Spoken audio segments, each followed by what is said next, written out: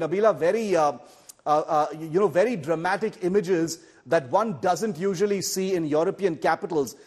These are countries where law and order and, discipline, especially in VIP areas, is a non-negotiable thing. But especially in Brussels tonight, but also Paris, thousands of tractors, pretty much paralyzing these very important areas to put pressure. Explain to us what's going on right now.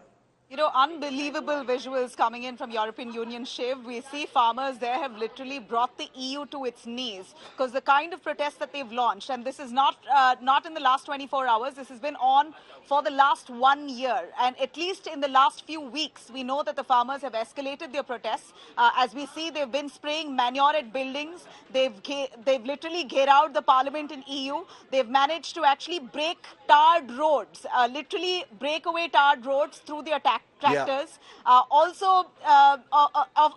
Enough and more dirt that's being sprayed on reputed buildings across several areas of France, Italy, Germany. The protests have moved on to different countries of EU. And we also know the protests actually took on a different turn when a mother and daughter walked into the famed Louvre Museum in Paris and actually poured soup on the Mona Lisa's painting. Thankfully, it had a glass covering on it. But that's what happened. And that's where this entire news has grabbed headlines. The farmers, of course, are protesting against the low prices, the low wages that they get.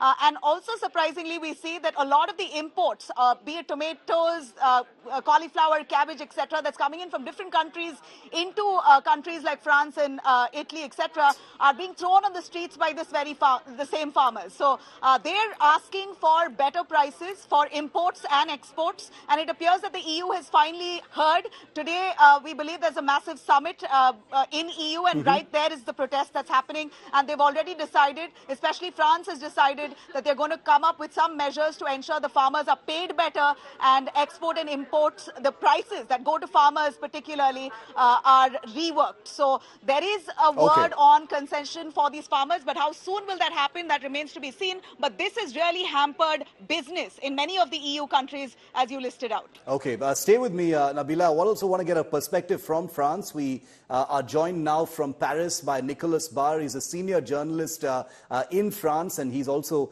watching this story unfold.